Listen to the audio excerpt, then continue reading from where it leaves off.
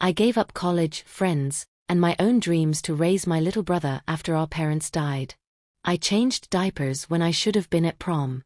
I worked 2 jobs just to keep the lights on. And when he became a millionaire tech founder, do you know what he did? He blocked me. Like I was some scammer off the internet. If you've ever sacrificed everything for someone who forgot you the moment they succeeded, this is my story.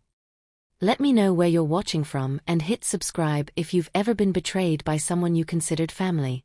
Because this story, it still hurts to tell. I'm Cassie. I'm 35 now. But back when I was 18, I thought I had the world ahead of me. I had just gotten into UCLA, full ride for journalism. But 3 weeks before move-in day, everything changed. My mom had a stroke while driving. My dad died instantly in the crash. My 4-year-old brother Leo was in the back seat. He survived, but everything else in our lives didn't. Suddenly, I was 18 with a toddler in my arms. The state offered to put him in foster care. I said no. Not on my watch. I gave up college, took a job as a waitress during the day and cleaned offices at night. My dream became making sure Leo had food, warmth, and a sense of safety. I misset every party. Every date. Every birthday of my own. Also, he could have a childhood. I wasn't just his sister. I was his mom, his dad, his teacher, his cheerleader. I homeschooled him when we couldn't afford a safe public school. I sewed Halloween costumes, packed lunches, kissed skinned knees, and stayed up all night during his asthma attacks. He called me Cassie Mom for years. When he got older and started showing real talent with computers, I saved every penny to buy him a second-hand laptop. He built his first website at 13. I still remember crying when I saw it, not because it was perfect, but because it meant the sacrifices were paying off. Leo got into Stanford. Full ride.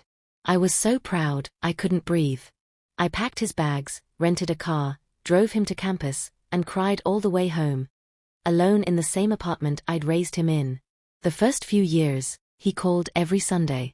Then it was every other week. Then, only when he needed help, with taxes, documents, financial advice. After graduation, Leo started a startup. I celebrated when he made his first $1 million. He said, "Cassie, we did it." I believed him. Then, things changed. Subtly at first. He stopped picking up calls. Replied with short, cold texts. I thought he was just busy. Then came the day I found out he'd bought a $5 million house in Malibu, from a Forbes article. I hadn't even known he moved. I reached out. Congratulated him. Asked if he was free to catch up. No reply. I was struggling with a medical bill from a recent surgery and texted him asking if he could help, just a loan. He left it on read. Then, a week later, I found out from a friend that Leo had told people we were distant cousins, and he barely knew me. I confronted him. Finally got him on the phone. He told me, "I appreciate what you did for me, but I've moved on. You need to stop acting like I owe you." It was like a knife in my chest. I raised him like he was my own son. And in the end, I was disposable. A chapter he wanted to forget. I spiraled for a while. Cried. Felt rage, sorrow, humiliation. Then I remembered something my therapist once said, "The love you give others isn't wasted just because they don't return it." Leo may have forgotten. But I know what I gave. I know who I became through the sacrifice. I know I was his everything. Even if he doesn't remember.